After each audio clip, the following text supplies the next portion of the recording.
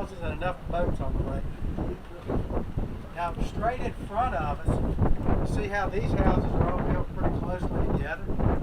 That's back when you could do that. Now you have to be at least 13 feet off your side property line, and you can't build any closer to the lake's edge than about 25 feet, depending on where you are. And now you have to have at least 100 feet of lakefront to build a boathouse. And now you can't build any living structure out over the lake. So as long as they maintain all of this to code, they're grandfathered in. A little later, I'll show you some examples of what people did, though, when you could build out over the lake, and even more right at the lake's edge.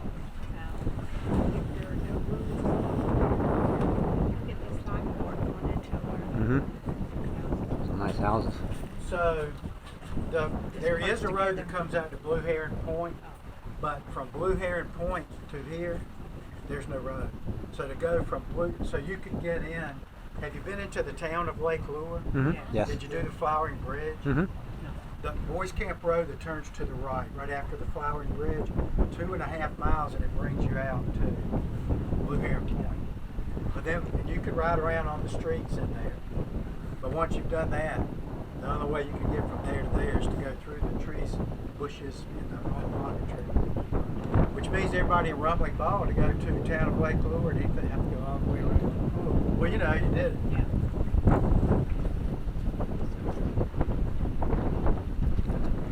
Big house. Look at that one right there.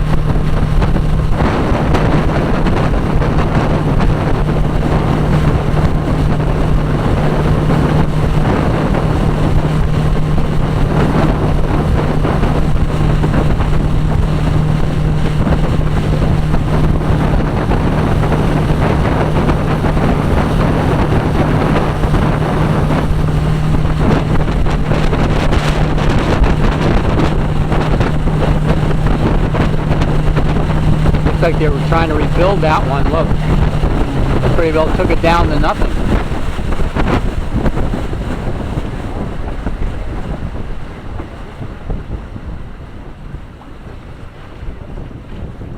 So if you look to the left of the boat, you see where it looks like a house burned down? Yeah. It did. 3 years ago. And now if you ask people that live here how it happened, I don't know if this is true or not, but I'm going to pass the story on. This is what 90% of the answers get would be. The parents went home, left the son here grilling. It started to rain. He pulled the grill under the eave of the house, caught the house on fire. Then people ask, why haven't they rebuilt? Although I will say that crane and that cat that's up there, that's the first time that just showed up today. So it looks like something's starting to happen. But I can tell by looking at that lot, it's what's called non-conforming. So it's closer than 13 feet to the side property lines and 25 to the front. So they don't want to lose that retaining wall, because if they do, they lose their grandfather status. Plus, even if they just want to resell, if that was a blank lot, I mean, that retaining wall is worth $250,000 to $300,000 easily. And people say, well, it looks like a boat's in the boathouse. That may or may not be theirs, because it could be theirs, but it's about a 2-year wait to get a slip for readers around here. So what some people will do is try to find somebody that has a boathouse around the boathouse.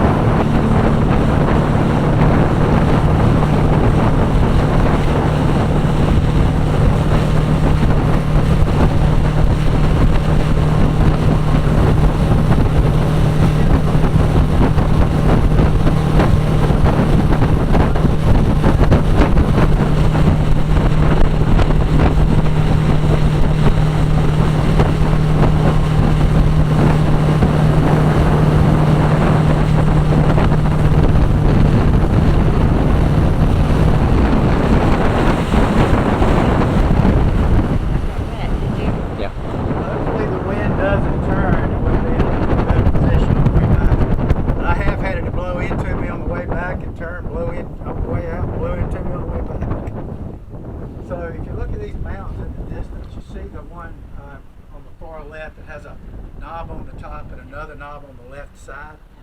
The official name of that is Round Top. So if you use an app peak finder or something, that's what you'll see.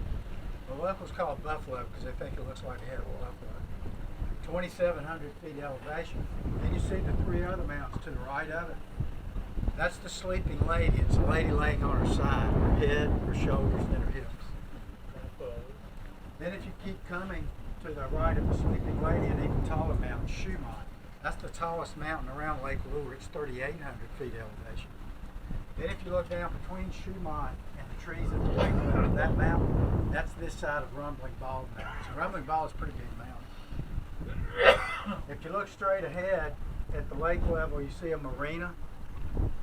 How many boats tied up though? Everybody's getting their boats out and they're at marinas because the town's lowering the lake level starting November 1st to the end of January to do some work on things. But there are marinas there, there's a boat ramp, and they have a little beach there. That's Lake Lure Village Resort. That also, if you take Boys Camp Road, it brings you out there. It's all gated. How low are they going to take the lake? 12 feet. Originally, they were saying 20 feet. That just let people work on their docks. Well, the main driver of this one is so they can do some work on the dam. It'll let people work on the docks.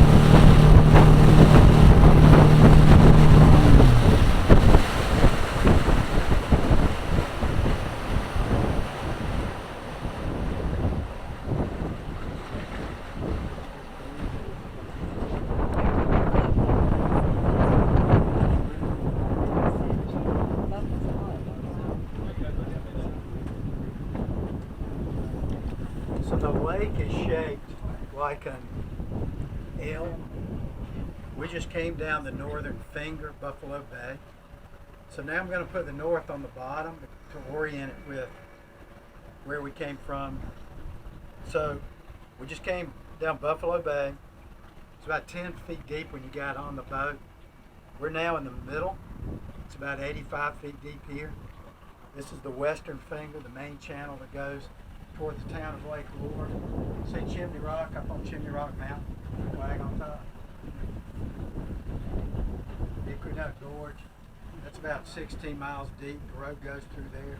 64 bears to the left, takes you to Hendersonville. 74 goes towards Asheville, and 9 goes to the right, takes you to Black Mountain. But we're going to go down closer to that lake so you get a closer look at it. So that's the western channel. We can come back to the main part. Southern channel, we'll see that straight on a little later. Then the western channel goes around Yacht Island. I'll tell you a story about that later too.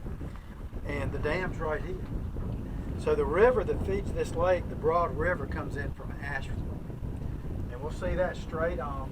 But before this was a lake, the Broad River came in, meandered through here about 40 yards wide, its widest points.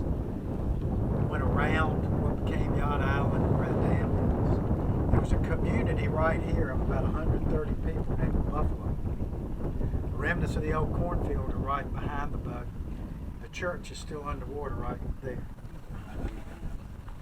So how did